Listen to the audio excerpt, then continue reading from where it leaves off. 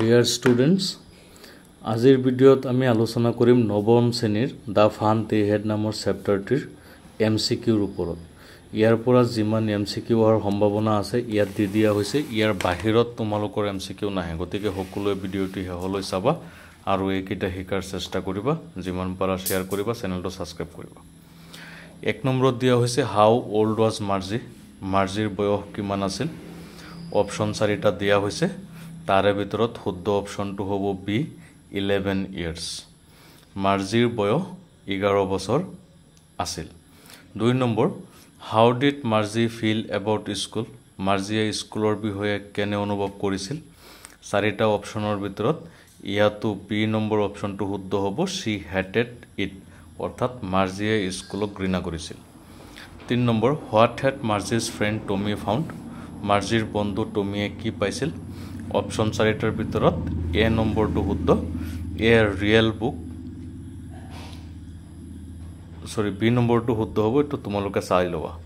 Question number 4, why wear Marzi and Tommy discussing about school, Marzi আৰু টমিয়ে স্কুলৰ বিষয়ে কিয় আলোচনা কৰি আছিল।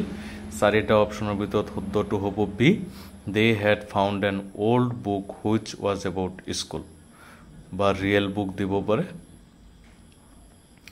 তাৰপিছৰ কুৱেশ্যনটো তোমালোকক দিয়া হৈছে 5 নম্বৰ question, Margie's mother second her head sorrowfully, মাৰ্জিৰ মাকে তাইৰ মূৰটো জোকাৰি দিয়ে, চুলিত ধৰি মূৰ জোকাৰি দিয়ে কিয়। কাৰণটো হৈছে option A, at Margie's poor performance in test, টেষ্টত মাৰ্জিয়ে বহুত বেয়া পাৰফৰ্মেঞ্চ কৰে তাৰ কাৰণে। Question number 6, where did Tommy found the book, টমিয়ে কিতাপখন ক'ত পাইছিল, ৰিয়েল বুকখন। অপশ্যন এ শুদ্ধ, ইন দ্য এটিক, এটিকৰ ওপৰত পাইছিল। কুৱেশ্যন নম্বৰ 7ত দিয়া হৈছে তোমালোকৰ কাৰণে হাউ অল্ড ৱাজ টমি, টমিৰ বয়স কিমান আছিল।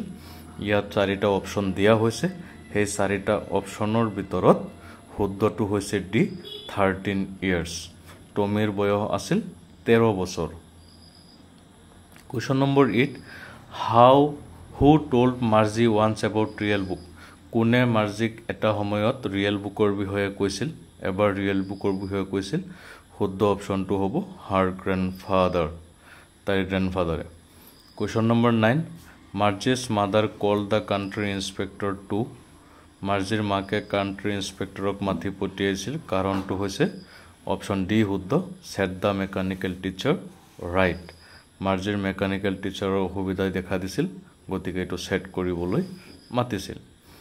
তাৰপিছত question number 10, what did Margie write about in her diary, মাৰ্জিয়ে ডায়েৰীত কিহৰ বিষয়ে লিখি আছিল। ইয়াৰ শুদ্ধ অপশ্যনটো হ'ব C, a real book, real বুকৰ বিষয়ে লিখি আছিল। কুৱেশ্যন নম্বৰ 11ত আছে, why were the pages of the book were yellow and crinkly, Margie টমিয়ে পোৱা কিতাপখনৰ পেজবিলাক হালধীয়া আৰু বাছ খোৱা আছিল কিয়। অপশ্যন 4টাৰ ভিতৰত এ শুদ্ধ, it was very old book.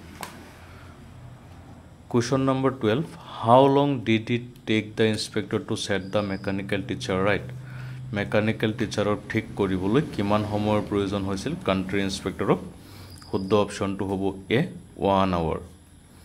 Question number 13, who found A real book, real বুকখন কোনে পাইছিল।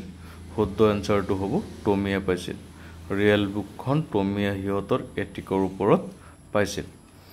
তাৰপিছত কুৱেশ্যন নম্বৰ 14ত তোমালোকৰ কাৰণে দিয়া হৈছে, how did Margie feed her homework in the mechanical teacher, mechanical টিচাৰত মাৰ্জিয়ে হোমৱৰ্ক কেনেকৈ কৰিছিল। অপশ্যন এ শুদ্ধ, ইন এ পাঞ্চ কোডৰ জৰিয়তে কৰিছিল। Question number 15, who was around little men, সৰু মানুহজন, লিটিল মানুহজন কোন আছিল। অপশ্যনটো হ'ব A the country inspector, country ইনস্পেক্টৰজন লিটিল মেন আছিল। কুৱেশ্যন নম্বৰ 16ত দিয়া হৈছে, Margie was doing worse and worse in, মাৰ্জিয়ে বেয়া কৰি গৈ আছিল কিহত। এনচাৰ এ জিঅ'গ্ৰাফি, 4টা অপশ্যনৰ ভিতৰত এ শুদ্ধ হ'ব, জিঅ'গ্ৰাফি ছাবজেক্টত মাৰ্জিয়ে দিনে দিনে বেয়া কৰি আছিল।